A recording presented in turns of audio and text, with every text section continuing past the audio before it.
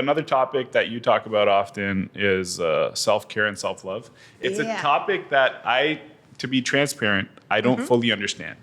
Because sometimes I see self-care being used as a way to, in my opinion, be maybe a little selfish. Okay. So I don't know if that's people weaponizing self-care or self-love, but I'd love to hear your thoughts on the topic, and I'm sure I'll have some clarifying questions. Well, there's many of us. I think some of us did grow up in homes where both self-care, self-love, emotions, like we were taught that those things were self-indulgent or frivolous or selfish. Or maybe like we were made fun of for them, right? Or maybe our households just like had no capacity, right? Like no language for it at all, right? I hear a lot, especially depending on cultures and things like that. Like, well, you just freaking do it. Like plow through, pick yourself up, dust yourself off. Like my family saying was chin up, Justine, right? Like all of these things that we just keep plowing through it. And there's an element of like, we're human beings. You're not this endless black hole where you can just keep stuffing down your unprocessed emotional feelings and keep going and keep working and plowing through, stuffing down, medicating, numbing, denying, all these things. Like you do have to take care of yourself. And so, I mean, when we look at like the self-care movement, this is well beyond like, sitting down and reading a good book or baths or whatever else. Like when I talk about self-care, like when I take care of myself, I am choosing happy. And I am also like in those acts of self-care, choosing self-love, which many of us were not freaking ever taught how to love ourselves and live from our true worth and how loved we are. And it's not working for us anymore. I mean, all you have to do is scroll social media to see that. Like people are more burnt out than they've ever been.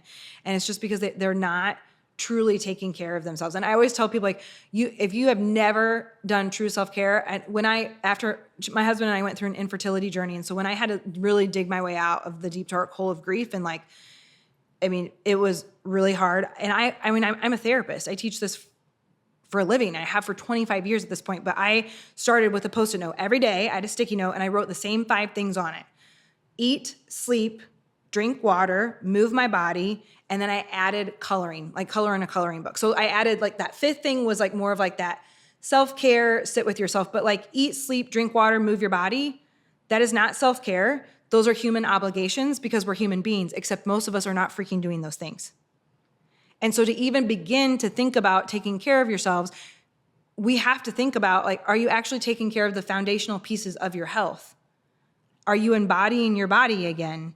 Do you know what it's like to sit and be in your body? Are you feeding yourself well? Are you drinking good water? Are you drinking enough of it? How's your sleep? I always tell my clients, like, if you're not, like, when I was in private practice, actually, I would tell people like, that would be the first place we would start, would be sleep. Because no matter how much trauma they walked in the door with, if I could help them improve their sleep, it would improve 90% of their stuff. People just they're not only not sleeping enough, they're not sleeping well. And so I would start people with a small nighttime routine. Don't even start to do a morning routine until you have a nighttime routine and you're getting better sleep. But it's this element of like, what's it look like to actually act and show up and follow through for yourself, for your humanity, the being part of who we are, versus really what the world tells us that we have to do and produce and things like that element part, because that is slowly killing us in reality. So the foundational pieces you mentioned, that could be defined as self-care or self-love? Absolutely. Okay. Especially if someone's starting from nothing. Like if I got someone who is maybe in deep trauma or grief, or like their life is just, I mean, it's a lot. I'm starting them with eat, sleep, drink water, move your body. And then I'm going to ask them to add one thing. Like, is it taking a walk by yourself every day? Is it scrolling funny TikTok for 10 minutes with a timer, right? So you know it. Like, is it coloring? Is it meditating? Are you ready to meditate? Go for it. Like, sit your butt down and be quiet. But if you're not ready for that, then color in a coloring book for 10 minutes, because you'd be surprised. Journaling, a gratitude list. Gratitude list will change people's lives. I literally just had somebody email me today and she goes, I have to tell you, keeping a daily gratitude list has changed everything. I was like, I know. Something so simple, and it will change everything. And the self-love piece is Is that literally just appreciating yourself? I always tell people you can't give what you don't have. So it's really hard to love others when you don't love yourself. For most of us, whether or not you are conscious of it or not, that self-talk is probably not super kind.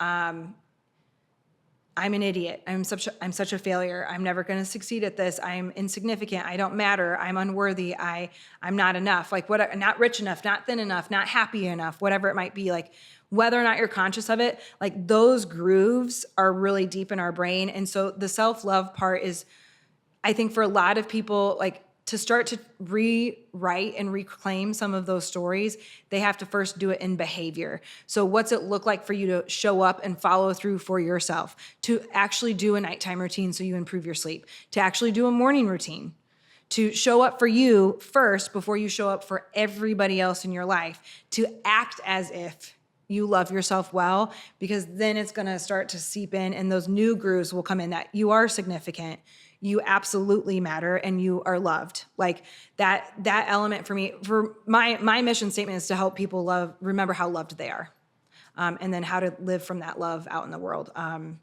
because most people are not living from that at all. They think they have to earn it or produce to get it, and it's just, nope, you just inherently are. You got breath, you're not done, you're enough.